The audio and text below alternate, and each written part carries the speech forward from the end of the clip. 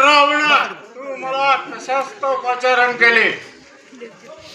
हे मारिस मामा, माझा बाचा शबरी अरे नाटक करत असताना त्या मांडव्याच्या काट्याने त्याचा वाद्य केला.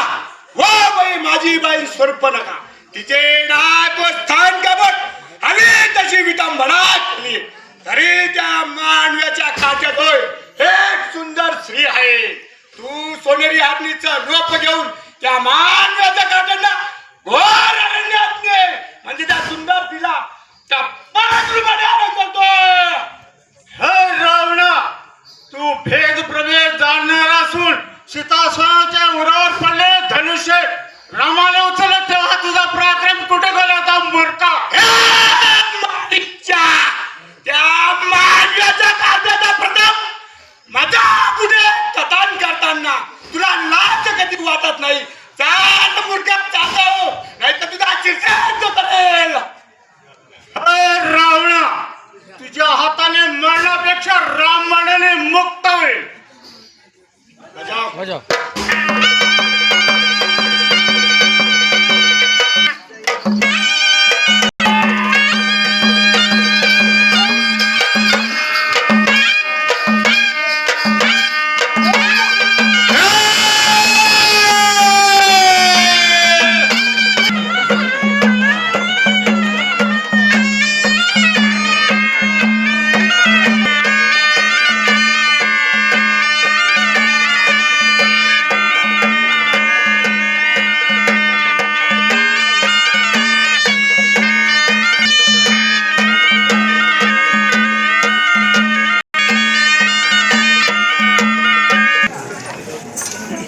ही हरिण सुंदर, तिच्या अंगाच्या कातडी काढून तर किती होईल?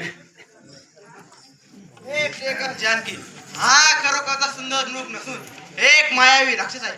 तरी तू याचे जन्म काढण्याचा आग्रह करू नको. ते काय, हरणाच्या आचरणापासून मला कुंचकी शिवून मिळालीच पाहिजे. लक्ष्मण, मी सीतेचा आग्रह असतो, मृग असतो, जात असतो, तरी तू सीतेचे संरक्षण उत्तम प्रकारे कर.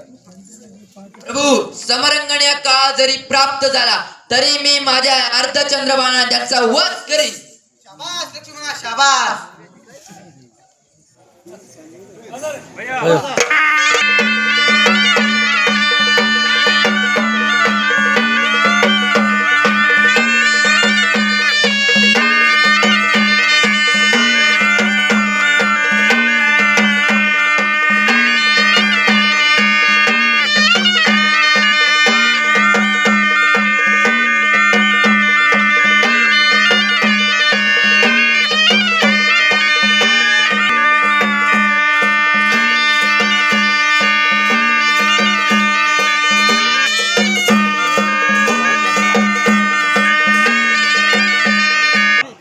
लक्ष्मणा धाव.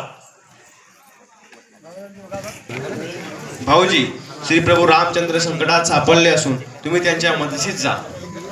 हे जगन्माते, प्रभू रामचंद्र हे आदिनाथाचे अवतार असून त्यांच्यावर कोणतेही संकट आले तर ते कायलाही शिक्षा करतील. हे मायावी राक्षसांचे कपट आहे. भाऊजी, श्री प्रभू रामचंद्र संकटात सापडले असून तुम्ही असे म्हणता की ते संकटात सापडू शकत नाही. तरी तुमच्या मनात माझ्याविषयी काहीतरी इच्छा आहे. तिकडे प्रभू श्री रामचंद्रांनी मरावे आणि तुम्ही इकडे मला वरावे अशी तुमची इच्छा दिसते. हे जगन्माते, मी प्रभू रामचंद्रांच्या मदतीसाठी जात आहे, परंतु तुला पृथ्वी, आप, तेज, वायू, आकाश या पंचमहाभूतांची शपथ आहे. तू या रेषेच्या पुढे येऊ नकोस. जर तू या रेषेच्या पुढे आलीस तर तू 6 महिने बंदिवासात पडशील.